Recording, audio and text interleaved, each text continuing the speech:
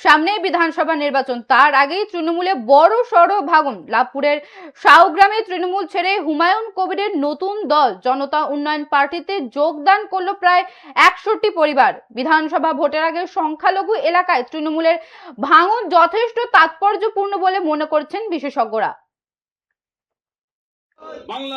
আপনাদের আবারও জানিয়ে রাখি, সামনেই বিধানসভা নির্বাচন, তার আগেই তৃণমূলে বড় সড় ভাঙন। লাভপুরের শাওগ্রামে তৃণমূল ছেড়ে হুমায়ুন কবিরের নতুন দল জনতা উন্নয়ন পার্টিতে যোগদান করলো প্রায় 61 পরিবার। বিধানসভা ভোটের আগে সংখ্যালঘু এলাকায় তৃণমূলের ভাঙন যথেষ্ট তাৎপর্যপূর্ণ বলে মনে করছেন বিশেষজ্ঞরা।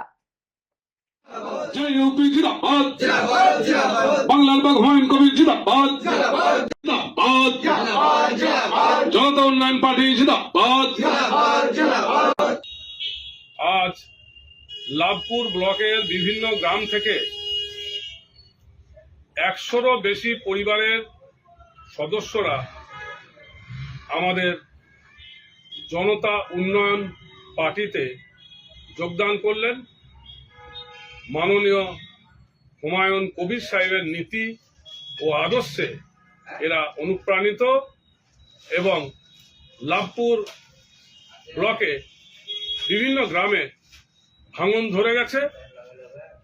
তৃণমূলের দুর্নীতি এবং তৃণমূল ও বিজেপির সাম্প্রদায়িক রাজনীতি মানুষ আর দেখতে চাইছে না। মানুষ এখন একটা বিকল্প শক্তি খুঁজছে। বাংলার বাঘ হুমায়ুন কবিরের জনতা উন্নয়ন পার্টি একটি বিকল্প শক্তি এবং এই বিকল্প শক্তি ভবিষ্যতে নিরঙ্কুশ সংখ্যাগরিষ্ঠতা নিয়ে বাংলার মসনদ দখল করবে।